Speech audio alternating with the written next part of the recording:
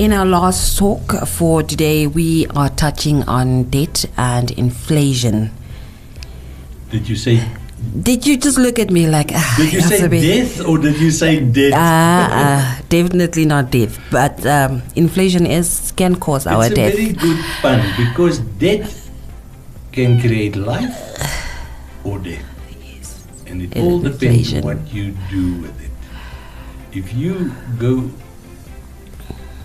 go into debt, if you as a country, now think of the country as an organism, as a person or a community, the whole country.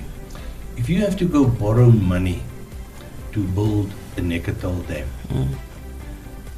it means it's part of your debt. Yes. You borrow that money from somewhere. You through grants and donations and everything and development support, you get a part of it, but it's very small. And I'm using that example, first of all, because it is such a very big project. Yes. In excess of 5 billion Namibian dollar, and eventually, if everything is done, we're looking at about 8 billion Namibian dollars. So it's a massive project, but I'm a bit spiteful when I use it because it is criticized from all sort of angles by moronic people, unthinking people who only care about their own welfare and what's happening in the next 6 months. Who do not see the picture 10 years, 20 years, and 30 years ahead. Or for the next generation. The next generation. Yeah. This is exactly, those are the correct words that you've used, because usually they sort of confront me. Yeah, who's going to pay for all of this? And why do we have to make the debt to build Neketol? And then I'm very fond of telling them, I'm sort of fond of bragging, is that until about 4 or 5 years ago, all the water in the Fish River below Harda ran into the sea. Of no use to nobody. Now we've got Neketol. Yeah, it's very expensive. And we had to borrow money to be able to build it. Yes. But it is there. It's a resource that we never previously had.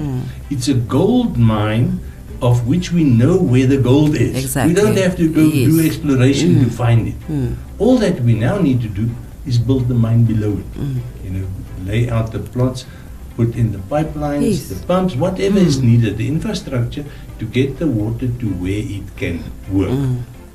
And this has actually all been done for us by the German colonial government in, I think, about 1913 or 1908 or somewhere.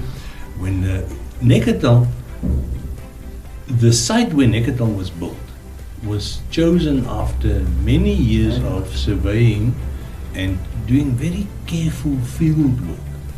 And the areas that will be developed for irrigation has also been identified already. It's now a matter of, this is the second phase of Neketol, of getting the water where it can work, where it can make things grow. Yeah. And the best of all, remember, economics is about people. So we're concerned about planting maize there and wheat and pumpkins and dates and what have you. But we are more concerned with the fact that we are going to create about 600 or 700 small farmers farming under intensive conditions. Now, you don't need a lot of big land to make a profit if you farm under irrigation. You don't. As a matter of fact, on 2 hectares, now 2 hectares are 4 rugby fields, 4 soccer pitches.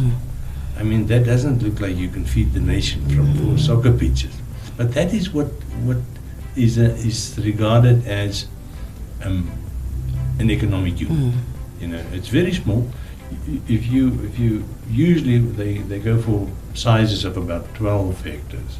But 2 hectares, a family can already live on that, provided there's water. Now, this is why I'm so fond of Neketol, because Neketol added to our debt, but somewhere in the future it's going to add to our growth. Exactly. You just have to look a bit further into the future. And if you look at the inflation side, it's the other side of the coin, is that we came through a horrible patch of inflation. But I've explained this to our readers many times.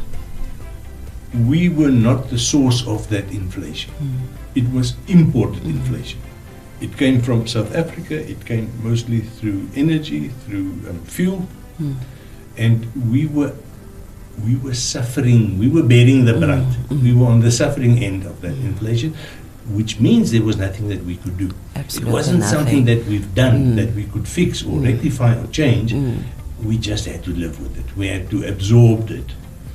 And the inflation now, the estimate is 2.9% for 2025, the current fiscal year. Yeah, still. I think the moment you go below 3%, which is the South African target, it's a bit irrelevant. Is it 2.9, 2.6, 2.7? We suffered a cost of living crisis, and hopefully that is now over. But we will only know that about 6 months from now. Until then, we are still exposed to, I mean, you go buy 5-6 items at the supermarket, it's $400 to $500. It's unbelievable. You know? So, but inflation has subsided and it's stabilized. I hope the fuel price, with the war in Iran, I hope the fuel price stabilizes very quickly. I expect it to do so before we see too much of an impact here on the ground in terms of the cost of diesel and petrol. Yes. I hope the fuel market is back to normal, if At least within the next 2 months.